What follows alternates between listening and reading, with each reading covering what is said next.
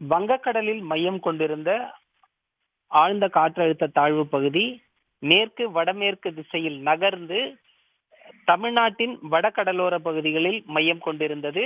நேற்று இரவு முதலே மெதுவாக மேற்கு வடமேற்கு திசையில் நகர்ந்து வட உள் தமிழ்நாட்டின் பகுதி மற்றும் அதனை ஒட்டிய பகுதிகளில் நிலவிய ஆழ்ந்த காற்றழுத்த தாழ்வு பகுதி இன்று காலை குறைந்த காற்றழுத்த தாழ்வு பகுதியாக வலுவிழந்துள்ளதாக இந்திய வானிலை ஆய்வு மையம் தெரிவித்துள்ளது.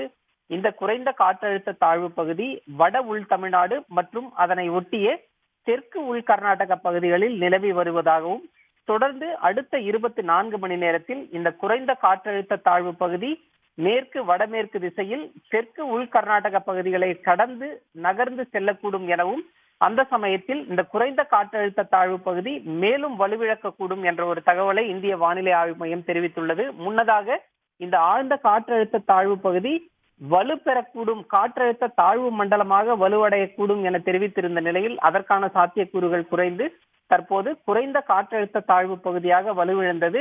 அடுத்த 2 நாட்களுக்கு பரவலாக மழையின் தீவிரம் என்பது குறைந்து காணப்படும் என்ற ஒரு தகவலையும் வானிலை ஆய்வு மையம் தெரிவித்துள்ளது. இருந்த போதிலும் இன்றும் நாளையும் தமிழ்நாட்டிற்கு கனமழைக்கான மஞ்சள் எச்சரிக்கையை இந்திய வானிலை ஆய்வு மையம் கொடுத்துள்ளது.